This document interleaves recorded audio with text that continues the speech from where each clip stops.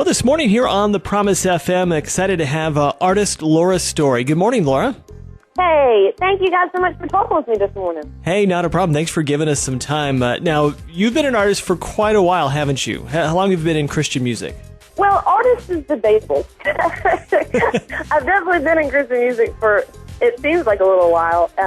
I started off in a band maybe like 15 years ago playing bass, and played bass for a group called Fowler's Balls and another group called, a guy named Andrew Peterson and a group called Glory Revealed. And so I've been a singing bass player for a while, but it's only been in the past, I'd say maybe 3, 4, 5 years that God's kind of pushing me out there, getting me singing in front of people. So how did that go? How did that become something that you felt called to do? Well, at first it was horrible. I just was so nervous about it. But I've gotten more comfortable doing it, and really, it's a process of God just, teaching me. I just need to be obedient, and I really am loving it. It's neat. I think you get to connect with people in a different way as like the artist that gets to go and share all this stuff, and so I'm really enjoying it. But just relying on God to be that sufficient grace in every moment. Okay. Now, you've got a new CD that just came out called Blessings. Yes. And obviously, and I think the song Blessings itself, such a touching song because it's really so real in your life, isn't it? It really is. The song, it's so funny that it's actually on a CD and now on the radio, because it was just it was a simple song that I wrote in my car one day. Just my own process of just making sense of some events in my life. My husband, about 5 years ago, was diagnosed with a brain tumor, and it was something that came out of nowhere, and definitely not something that we ever ask for. And so it's hard sometimes when you have things that come out of the blue in your lives, when you also believe that God filters everything that comes into your lives through His loving hand, which I truly believe that, and I also believe that God has a wonderful plan for my life, and sometimes it's hard to know how trials and health complications, how they fit into that wonderful plan. But what I'm learning is I don't have to fully understand it in order to fully trust it.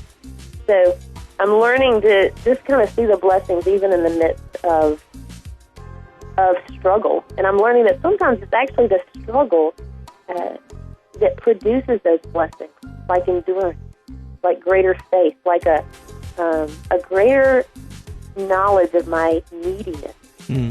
I can honestly say that I lean on God more now than I ever have, and that's a blessing just to learn that. Well, now, how is your husband doing? He's doing well. He's doing really well. He's been under the weather this week, but for the most part, he still struggles with some disabilities with his vision and with his memory, and that's just going to take some getting used to. And sure. Just kind of getting reacclimated, like anyone who lives life with a physical or a mental disability. It's a new normal you have to get acclimated to. But I'll tell you, he's a man of God. His faith is great. I'm just the one that gets to write songs about it. My husband, he's the one that wakes up every morning and actually lives it out. Well, very cool. Well, Laura, now we're pretty excited because you're actually going to be here in Michigan a couple times. In fact, next week, you're going to be up here in Michigan, aren't you? Yes. We're going to what is it called? The Back in Time place? The Somewhere in Time place? What is it? It's the Grand Hotel on Mackinac Island. The Grand Hotel. So we're excited about that. I've never been up there, but man, can't wait. Yeah. Hopefully you like horses, because that's the main mode of transportation. Are you being serious?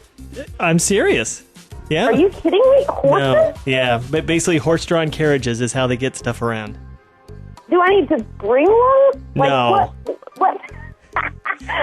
It'd be kind of hard to take it on the ferry. Am I going to know what to do when I get there? It's so different than anything that we don't have that in Atlanta. We have the subway and stuff. Well, now people ride bicycles there in Atlanta, though, right? Yeah, oh yeah. Okay. All right. So that is the other mode of transportation, is bicycles. So you'll see a lot of bicycles and a lot of horses. Okay, I can handle that then. All right, so you're going to be there for the Winsome Women Retreat next week. Also, in June, you're going to be at the Big Ticket Festival in Ionia, Michigan. So we're excited about that, too.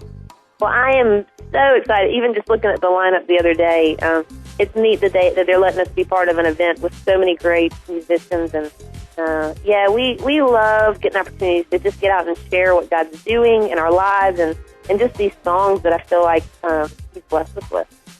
Well, very cool. Laura, thank you for a little bit of time this morning, and we'll be praying for your ministry and that God will continue to move through you. Hey, Patrick, thanks so much for having me.